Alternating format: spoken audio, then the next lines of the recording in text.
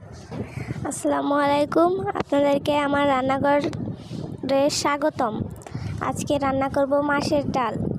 প্রথমে এই মাছের ডালগুলো ব্লেন্ডারে গুঁড়ো করে নেব। দেখতে পাচ্ছেন আমি গুঁড়ো করে নিয়েছি। এখন একটা বাটিতে ঢেলে নেব। বাটিতে ঢেলে নেওয়ার পর একটা প্লেটে কাঁচামরিচ পেঁয়াজ কুচি করে নিয়েছি। তারপর গ্যাসের চুলায় পাতিল দিয়ে আপনারা যতটুকু ডাউল রান্না করবেন ততটুকু পরিমাণ পানি দিয়ে নেবেন।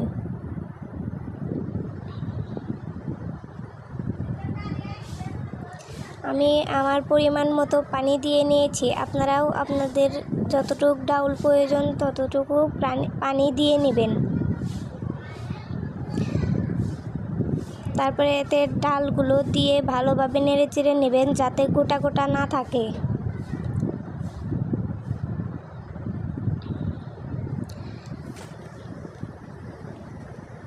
তারপরে কেটে রাখা পেঁয়াজ ও মরিচ কুচি দিয়ে দিলাম।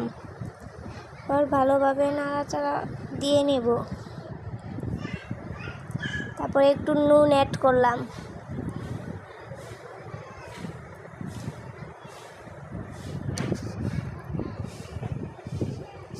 এখন একটু হলুদের গুঁড়া দিয়ে দেব।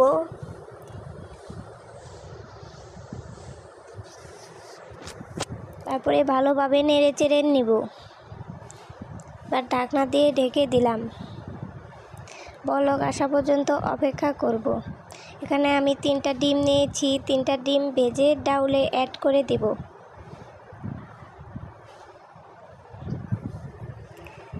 দেখতেই পাচ্ছেন আমার ডাউলটা হয়ে এসেছে। এখন সোমবার দিয়ে ডাউল নামিয়ে ফেলব। প্রথমে ডিমগুলো ভেজে নেব। ওদিকে ডাউল হতে থাক।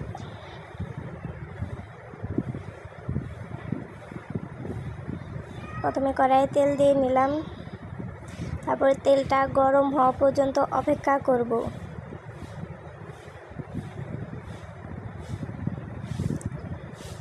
ডিমটা দিয়ে ভালোভাবে ভেজে নেব।